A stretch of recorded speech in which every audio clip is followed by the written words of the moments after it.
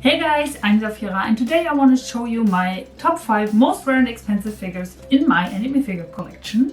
We've been doing this channel for quite some time now and really want to hit the 1,000 subscribers. So if you want to help out fellow figure collectors, please hit that subscribe button. Now let's get right into the video. To base my ranking on some kind of data, we use 3 categories. First of all, how many people own this figure on my figure collection, which is at least a small indicator of how rare a figure is.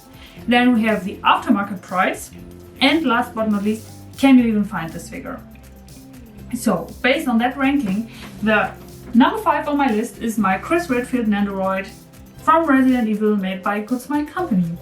He retailed for 4,630 yen and is owned by 203 people on my figure collection. The thing about this Nendoroid, and I think that's why he's so rare, is that he's from Resident Evil, and Resident Evil doesn't have a lot of figures anyway, so the chance of getting a re-release is very slim, almost zero, I would say. If you want to get him, you should try eBay, although I wouldn't really recommend it because eBay is obviously not the best place to buy figures, but sometimes it's the only place where you cannot even find figures. And that's the case with this Chris Nendoroid. We haven't found him on any other place, neither Yahoo Japan Auctions, nor Mercari, nor Solaris Japan, or whatever shop you can think of. So on eBay, his average aftermarket price is around 26k yen, which means his price has gone up almost 5.5 times. And I think for a Nendoroid, that's a lot.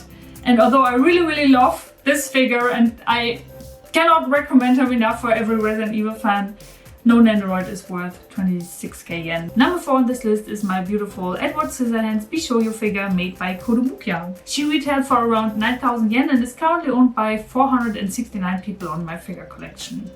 As you may know, all of the horror Bishoyo figures have gone up in the aftermarket, and Edward Scissorhands is no exception to that. On average, her aftermarket price is around 45k yen, which is a lot. And I can't even tell you how happy I am that I didn't have to pay those horrendous aftermarket prices, because I managed to snag her off of eBay Kleinanzeigen for I think 80 euros a couple of years ago, and that is even cheaper than retail. So sometimes you just need luck. If you want to find her, I think eBay again would be your best option.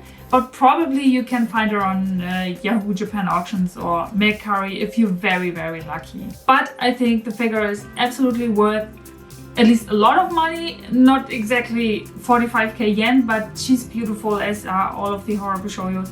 But I think Edward Scissorhands stands out among the other horror Bishoyos because the character design is just interesting, and I think the translation from the male original character into the Bishoyo form just works perfectly, and she looks beautiful, and I love her so much that she's one of my favorite figures in my collection. Number 3 on my list is this Kagari figure from Psychopath, made by Union Creative. This figure retailed for 13,500 yen and is owned by 45 people on my figure collection, which is very few people. There's also another version of this figure which you can find much easier, but in my mind it doesn't look nearly as good. He actually looks kind of stupid because he's doing a very weird pose and doesn't have his gun, and I think this version is much more dynamic. Also, Psychopath doesn't have a lot of figures, so your options are very limited.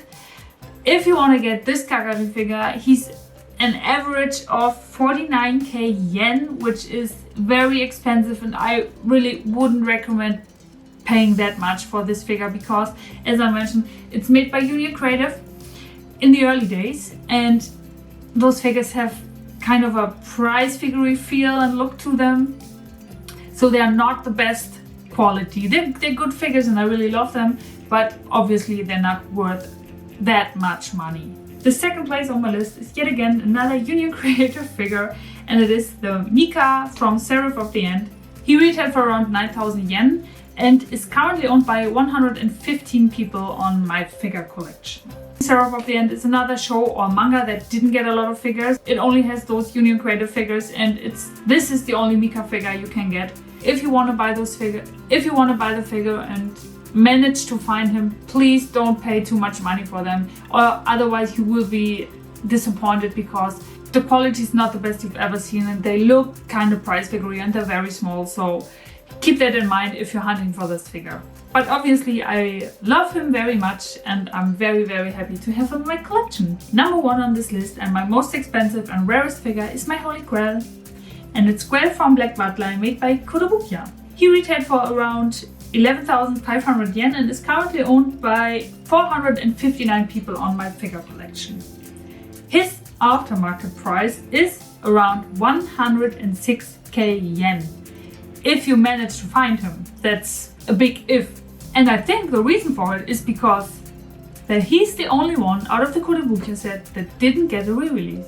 I mean, Undertaker got 2 re-releases and even Ciel and Sebastian got at least 1 re-release. If you manage to find him for a good price, don't hesitate to buy him. He's a beautiful figure, character likeness is on point, and he just has a presence in your collection. I love him so much. He's one of my most favorite figures in my whole collection. Okay guys, that's it for my list today. If you liked this video, please subscribe to our channel. It would be very well appreciated and really help us out. If you want to see more expensive and rare figures, please check out Kyoko's video and maybe we'll see you in the next one again. Bye bye!